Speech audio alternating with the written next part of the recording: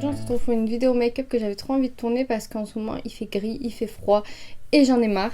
Du coup je voulais faire cette vidéo pour me redonner un peu le moral. Ça va être un make-up plutôt frais, quand on fait plutôt au printemps, même en été. Ça va être un peu dans les tons orangés, jaunes. En ce moment j'aime trop le jaune et ça me redonne un peu le moral quand il fait gris comme ça. D'ailleurs je sais pas si la lumière est bien, mais j'ai mis mes éclairages artificiels parce qu'aujourd'hui il fait noir, tout gris, il y a des orages, donc c'est la catastrophe. Ce make-up va ressembler à ça. Si vous voulez regarder ce look, c'est parti. Pour commencer, je vais venir mettre mon visage cet highlighter de chez Farsali. Quand on va venir mettre le fond de teint dessus, en fait ça va faire un effet glowy. Le fond de teint sera moins mat puisqu'en fait moi j'ai un fond de teint, c'est celui-ci de chez MAC, il a Infini Mat. Et c'est bien pour ma peau vu que j'ai une peau grasse, mais en ce moment j'ai plus envie de glow et j'ai pas trop de fond de teint qui sont comme ça. Donc on va mettre cet highlighter. Il se présente comme ceci. C'est en gelée, un peu liquide. Et je vais venir le prendre avec mes doigts. Je sais pas si on le verra bien, mais ça laisse un effet brillant sur la peau avec des petites paillettes. Et du coup on va passer au fond de teint. Mon fond de teint de chez MAC et je vais le mettre directement sur le dos de ma main. Un pinceau pour l'appliquer. Une fois qu'on en est là, je vais venir prendre ma Beauty Blender et je vais venir prendre un spray fixant mat que je vais asperger dessus. Et je vais venir tapoter pour fondre un peu plus le fond de teint. C'est une technique que j'utilise beaucoup en ce moment pour... en fait, je trouve que mon visage brille beaucoup moins vite parce que j'ai une peau extrêmement grasse et j'ai des périodes où en fait elle brille plus vite que d'autres et en ce moment c'est une catastrophe. Et du coup c'est une catastrophe et je trouve qu'en fait ça lisse un peu plus le fond de teint sur la peau, ça donne un meilleur rendu et ça brille beaucoup moins vite. Maintenant on va passer aux yeux et je vais venir mettre de l'anti-cerne sur les paupières pour unifier la paupière et utiliser comme base à paupières pour que les fards tiennent mieux. Et on passe au fard à paupières, je vais avancer la caméra vers moi. Je vais commencer par appliquer ce fard jaune de chez Kiko dans le creux de paupière.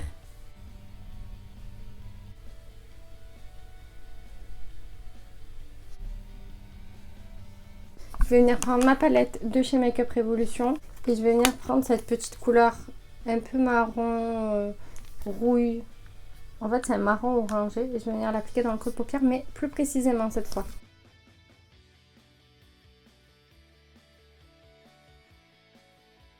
Je reprends le pinceau avec lequel j'ai appliqué le fard jaune et je vais venir restamper pour qu'on voit un peu plus le fard jaune qui se voit beaucoup moins. Je vais venir appliquer sur la paupière mobile cette couleur qui est trop belle. Je vais venir vous la swatcher. Alors déjà, regardez-moi ça. Attendez. Juste ici. Elle est trop belle. Du coup, je vais venir l'appliquer au doigt. Elle est pas trop belle, s'il vous plaît. J'ai même pas besoin de parler, elle est trop belle. En plus, je sais pas si vous connaissez la marque Make Up Revolution, mais en fait c'est une marque qui fait des produits hyper pas chers. Et sur leur site, cette palette par exemple, je l'ai payée 8 €. Après ils font des palettes qui ressemblent à des palettes de certaines marques et tout ça. Mais genre moi à chaque fois que j'achète leurs produits, la pigmentation, non mais s'il vous plaît, regardez-moi la pigmentation. Genre 8 €, une palette 8 €. Et regardez la taille des fards. J'ai pas d'autres palettes à côté de moi, mais la taille des fards à côté de ma main. Genre, ils sont assez gros quand même. Et on a 3 fois 15, on a 15 fards pour 8 €. Et du coup, moi j'aime trop cette marque. Voilà ce que ça donne pour les yeux pour le moment. Je vais venir appliquer mon liner. Je vais faire un liner assez grand et je vais essayer de l'étirer dans le coin interne. Par contre, ça, je sais pas si je vais réussir à le filmer en caméra parce que j'ai besoin d'être proche de mon miroir. Vous aussi, je sais pas si c'est comment que ça le fait. Dites-moi en commentaire, mais est-ce que vous aussi vous galérez à faire votre liner parce que vos cils ils vous gênent? Je sais pas s'ils sont trop longs, mais ils gênent. Je peux pas faire montrer tranquillement. J'essaie de les coiffer vers le bas, mais bon. Et surtout quand j'utilise mon liner liquide comme ça, j'en ai plein sur les sourcils, sur les cils et après je peux pas appliquer mon mascara comme je veux. Genre j'ai des paquets, tout ça, je suis obligée de démaquiller mes cils mais c'est la galère. Je sais pas, dites-moi en commentaire si vous aussi ça vous fait ou si je suis la seule. Voilà pour le résultat. Et maintenant, on va passer aux cernes. En ce moment, j'aime pas trop mettre d'anti-cernes sur mes cernes vu que j'ai pas énormément de cernes. Ça fait un peu beaucoup de cernes dans la phrase. Mais j'aime bien appliquer mon fond de teint de chez NYX Minéral en bâton. En fait, parce que je trouve que ça assèche moins le dessous de mes yeux et ça camoufle assez ce que j'ai à camoufler. Donc c'est parti.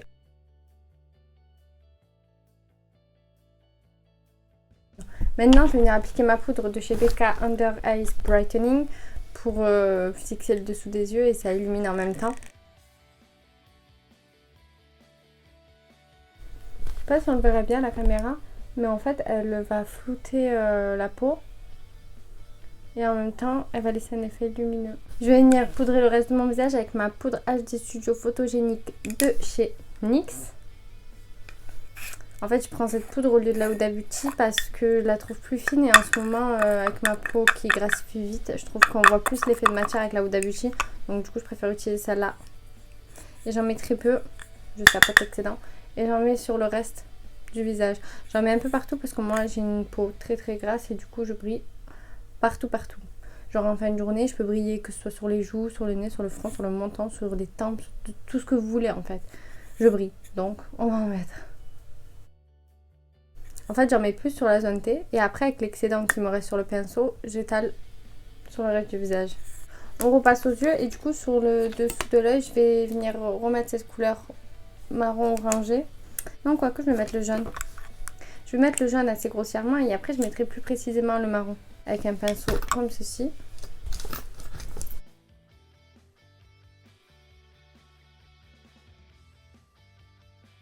Avec un pinceau plus précis, du coup, je vais appliquer le marron. Je l'applique vraiment que dans le coin externe.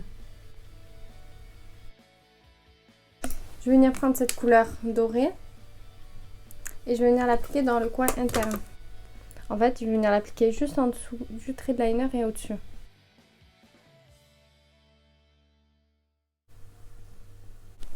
Voilà ce que ça donne. J'ai fermé mon rideau parce qu'en fait, il y avait une lumière sur le côté et du coup, je trouve qu'on voyait moins bien. Là, j'ai que la lumière. Et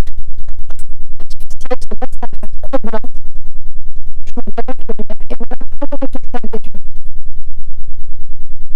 Maintenant, je vais passer au teint et après, je mettrai les fossiles et le mascara. Pour le teint, je vais venir réchauffer mon teint avec la palette de chez BK. Encore les mascaras pour le mascara.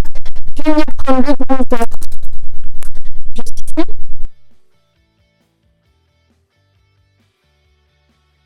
Pour ce qui est du blush, je vais appliquer mon blush de chez NYX qui est un blush corail orangé. Et je trouvais qu'il allait bien avec ce make-up. Comme ceci. Il est assez lumineux.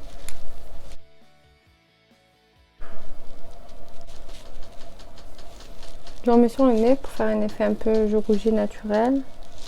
Pour l'highlighter, je vais venir prendre l'highlighter de la palette juste ici. Il est trop beau cet highlighter. Et je reviens de suite, je vais mettre mes faux cils et mon mascara. Voilà ce que ça donne avec les faux cils et le mascara. Je fais un zoom sur mes yeux. Et on va passer au rouge à lèvres. Et pour ça, je vais appliquer un rouge à lèvres de chez Fenty Beauty. C'est la teinte Freckle Fiesta. Ceci, c'est un orangé un peu rouille.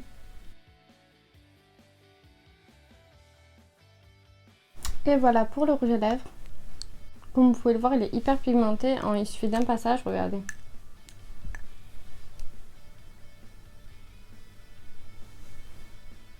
Elle est trop belle la couleur. Et du coup, pour ce make-up, j'ai voulu faire des taches de rousseur, des fausses taches de rousseur. Et du coup, j'ai vu une astuce. Moi, je les avais déjà fait, mais j'avais pris un pinceau, j'avais fait une par une et après j'avais estompé tout ça. Et du coup, j'avais vu une astuce d'utiliser, qui utilisait une brosse à cheveux pour se les faire directement. Mais du coup, je sais pas trop quoi mettre sur ma brosse à cheveux. Je pense que je vais mettre ma pommade de chez Anastasia. Donc comme ceci. Et avec un pinceau. Ouais. Avec un pinceau directement, je vais en appliquer sur les sur les pointes, non? Je pense que je vais les faire directement moi. Non. On va se les faire nous-mêmes parce que je sais pas quoi mettre sur la brosse en fait. Je vais prendre un pinceau assez fin comme ça. et je vais faire des petits points.